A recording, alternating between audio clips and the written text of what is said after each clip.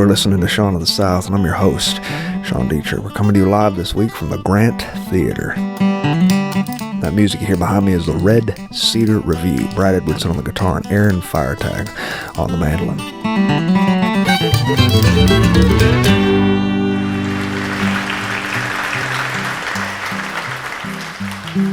I'm parked near the bay, the Choctawhatchee Bay, eating salted peanuts, watching a hound dog take a swim.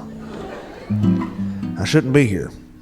I'm an adult. I have a busy schedule to maintain. I have errands, a grocery list, and I got a dentist appointment this afternoon. But I also have a coonhound who likes water. So I called the dentist to cancel.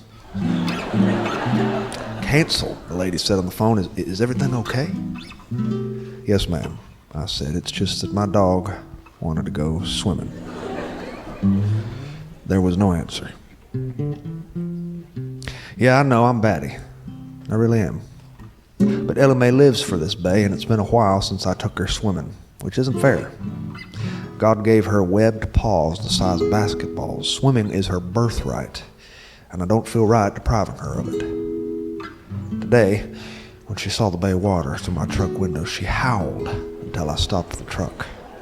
Yeah, I am a softie, I know that. But I'd be lying if I told you that I didn't enjoy this. The fact is, folks from my side of the tracks have entertained themselves by watching bird dogs since the earth cooled. All my best friends have had fleas.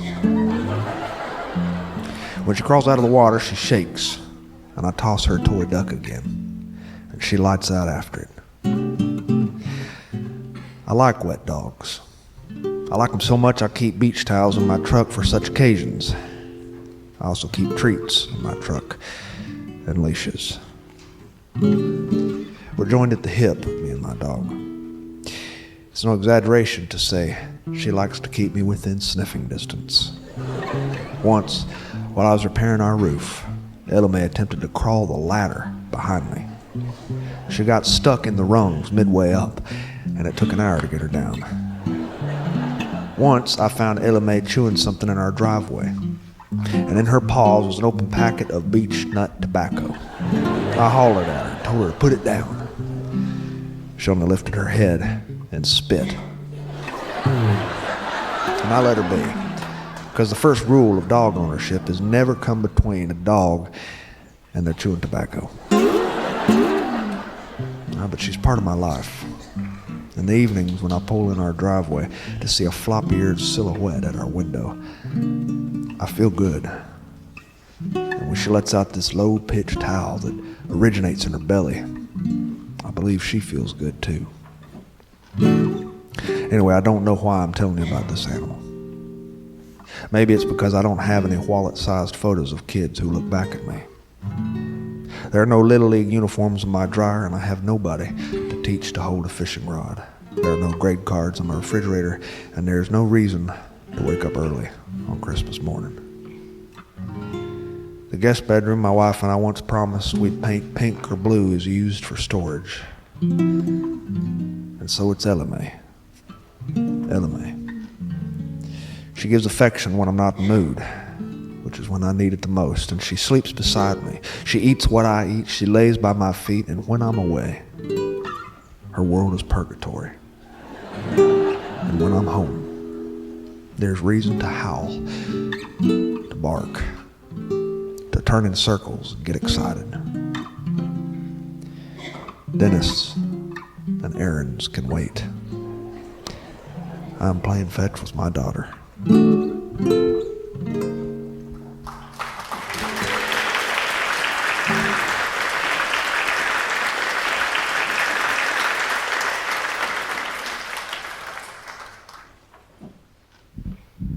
It was a cold, cold year. I do remember that much. Very, very cold. Unnaturally cold. I remember riding with my father on the way to his job site and seeing the fields outside our windows completely covered in white. Very cold.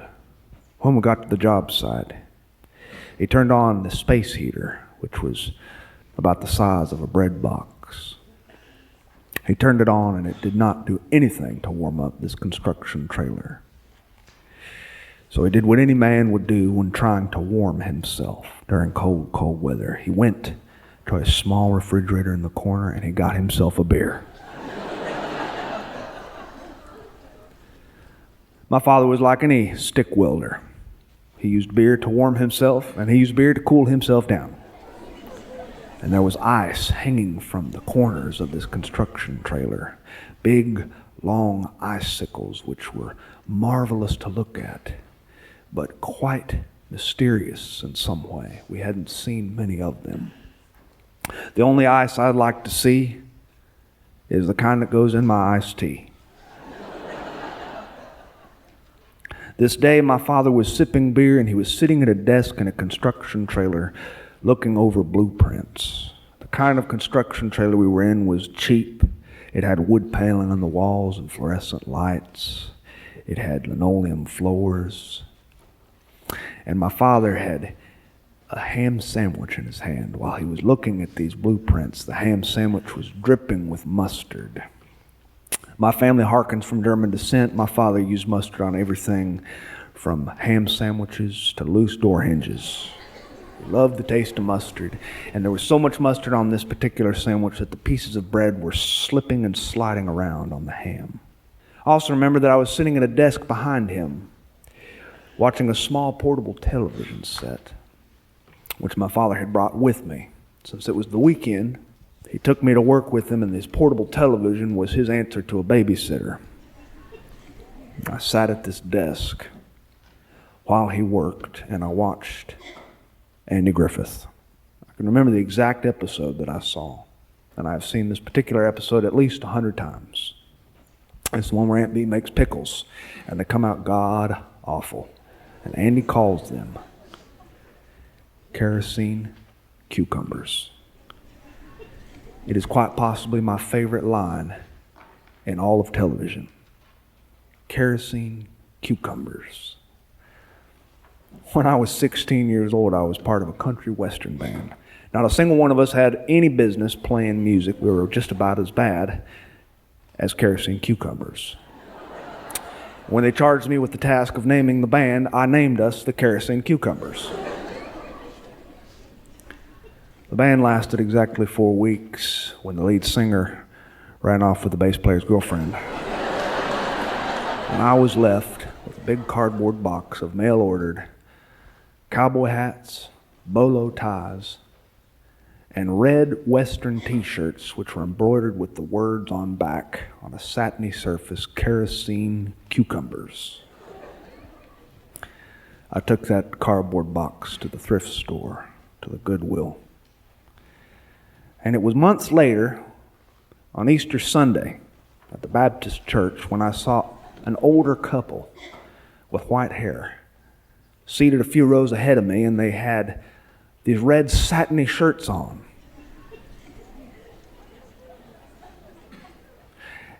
I got closer to them after the service was over, and I realized that on the backs of their shirts it read in embroidered text, kerosene cucumbers.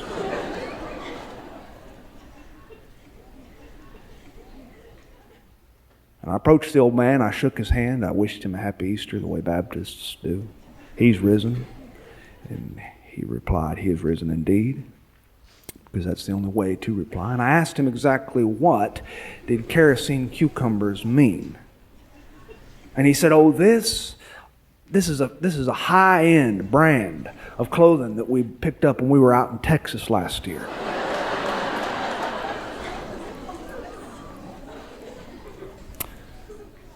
Kerosene cucumbers. Anyway, if you ask me, the Andy Griffith Show is the greatest American pastime this country has ever known, second only to baseball and the lawnmower race championships in Carbon Hill, Alabama.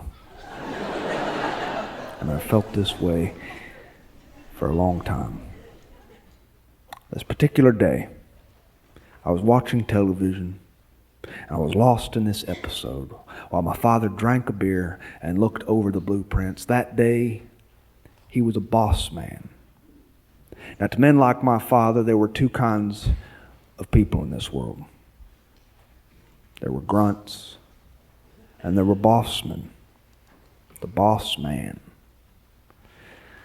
The boss man was the man who sat in the construction trailer on the weekends. And that day my father was filling in for his boss who was out of town.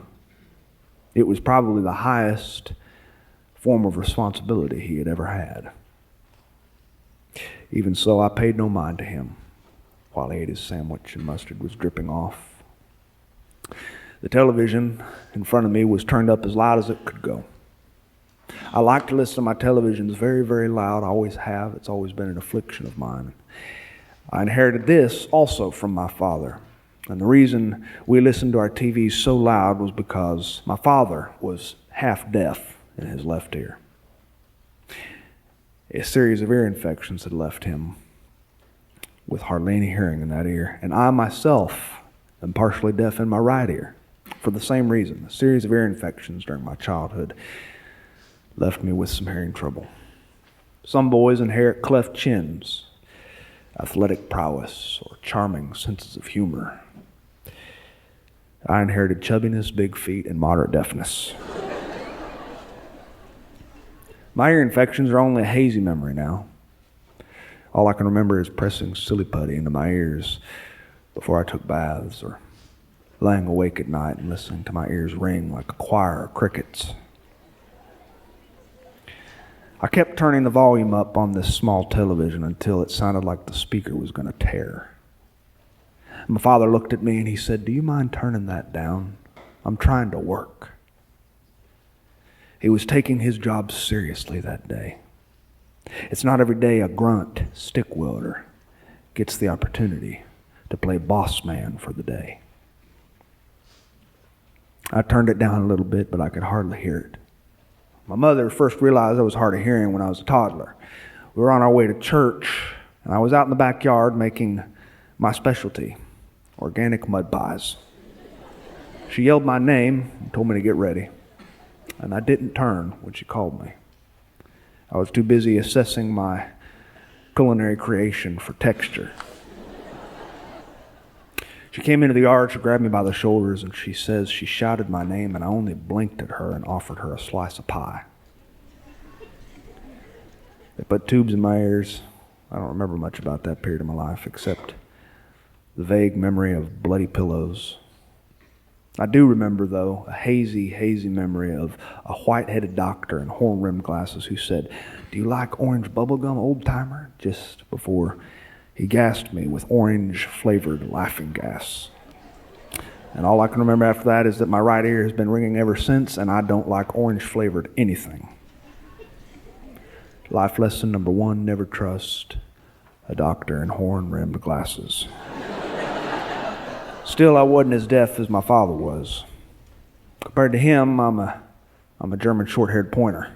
Daddy was so deaf that he had to lean close to people when they talked at church.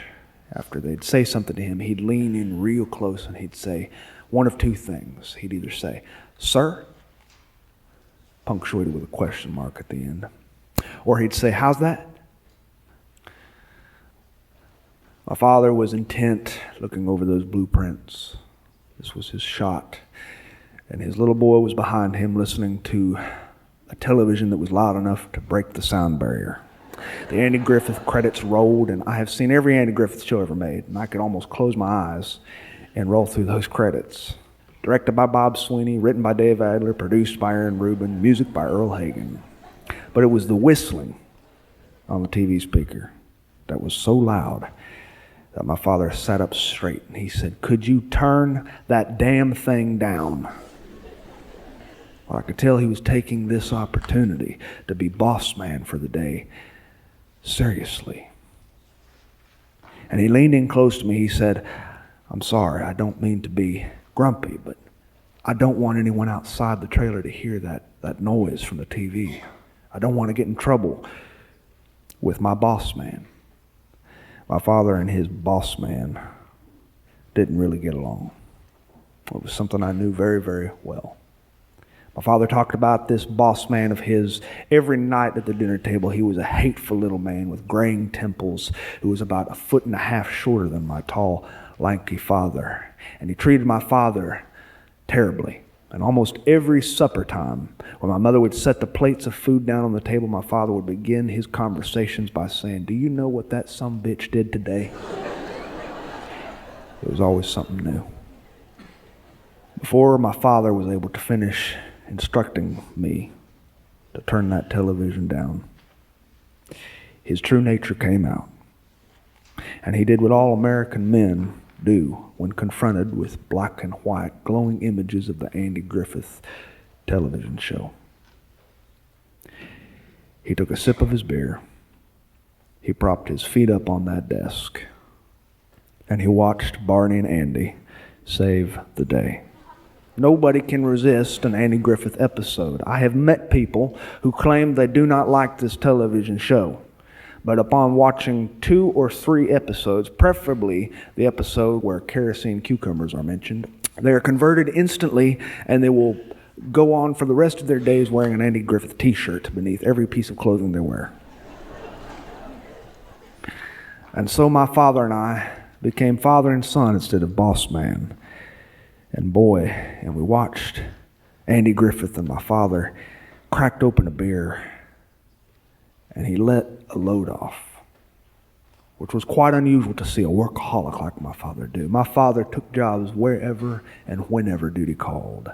To give you an idea of what that means, in 5 years we had lived in 7 different places. Of course, the idea was that one day he would be promoted. Someone would see how hard he worked and make him into the man who didn't punch clocks and bundle up during the ice-cold weather to work outside, dangling from iron skeletons that were soon to become commercial buildings and skyscrapers. But one day he would be a boss man, God willing. He would sit inside a trailer pushing a pencil, eating prime rib and trimming his toenails whenever he felt like it. My father was watching this television with me. We were laughing at all the jokes that go on between Barney and Andy. And my father grinned at me and said, "Turn it up." And while he sipped his beer, there was a knock on our trailer door. And I'm ashamed to tell you that neither my father nor I even heard it. No, we only saw a square of daylight peek through the open door. And there was a shadowy shape in the center of this obelisk of light which projected on the linoleum floor. It was my father's boss man. He stood with his arms crossed, looking straight at my father, who was leaned back, watching a portable television of black and white with the sound cranked up high enough to affect the climate. And the man's look toward my father was hideous. My father nearly fell out of his chair when he saw the man standing there. And then he hung his head and he took his licking. And his licking was a stream of obscenities coming from that small man. That man was criticizing him for wasting company time and for bringing his child to work, and a television, the nerve. The man shouted at my father, and I had never seen anyone shout at my father before. And the man walked forward to my father while he was shouting, and he placed his hands in the center of Daddy's chest, and he pressed just hard enough to make my father stumble backward. It was a push. He pushed my father. And Daddy didn't do anything but take a few steps backward. He didn't move. He didn't clench his fists. And my father was the kind of man who would have, and probably should have, clocked that little guy. My father was not yellow. He was the kind of man who taught me how to swing my fists against a round hay bale in a pasture. And he'd say things like, "Keep your thumb inside your fingers. You don't want to break your thumb while you're cleaning some fella's clock." He'd say things like, "Don't you ever start a fight. I don't ever want to hear that you started a fight. But if someone starts one with you, you better make sure that joker is sorry he ever did." But Daddy wasn't practicing his own ideology. He didn't bring his eyes up from the floor. He didn't look at that man with a clenched jaw. All he did was hang his head and nod it and apologize. Hands in his pockets, face serious and solemn. And he'd say things like, "Yes, sir," and "No, sir," and "I understand, sir," and it embarrassed me for him. But that's what it's like when a lowly worker is standing before your boss man. Now my memory starts to fade here. I can remember my father's friend Rick carrying that portable TV to my father's truck. I remember the workmen gathering around Daddy and saying things like, "Go kick his ass, John. You ain't have to take that. Go kick his ass." And my daddy would say things like, "Nah, I need this job." We rode home in silence, and he draped his arm out the window, and we drove the endless series of gravel roads and dirt paths which led home in the setting sun. And I don't know what he was thinking about. Well, the truck pulled into our driveway, and he turned it off, and we sat for a while with nothing but the crickets of our own deaf ears to serenade us. I saw his mouth move, but I couldn't hear him. He was talking too quiet, and it's almost impossible for me to make out what somebody's saying when they're talking quiet. But I remember that his face looked older than a man his age. He wasn't yet 40. He was only a few years away from dying, even though we didn't know that at the time. He was a young man. He was in his prime, but he looked 100. Misery can age a man a lot faster than cigarette smoke. And while he spoke, those lips were moving and forming words which I did not understand, and I said, "Sir," just like he would have done. And his face broke, and he smiled a little bit. He leaned forward, and he said, "I just wanted to know if you'd do me a favor, Tiger." He always called me Tiger, even though we have absolutely no affinity for the Auburn Tigers. He said, "Tiger, please don't tell your mama about what happened today." I looked at my father, a strong man, and he looked human. A quiet strength in his face. Despite all his troubles on that particular day, he had shown tremendous strength. He'd held himself in a corner. He'd held his tongue, and he'd let that little man shear his hair off like a farmer shears a sheep. My father leaned toward me, and he patted me on the shoulder. And he said, "Ain't that Andy Griffith show something? Kerosene cucumbers, it always gets me, always gets me." Kerosene cucumbers. It would be a great name for a country western band that sucks.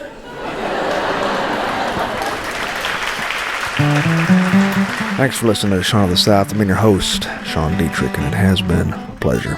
Hope you join us next week. That music here behind me is the Red Cedar Reviewl. Aaron Firetag on the mandolin and Brad Edwardson on the guitar. To find out anything more about what I do, you can visit seanofthesouth.com. And while you're there, I hope you drop me a line, because I love to hear from my friends. And speaking of friends, you can please some of the people some of the time. You might please most of the people most of the time. But you cannot assault anyone in public without them pressing charges. Adios.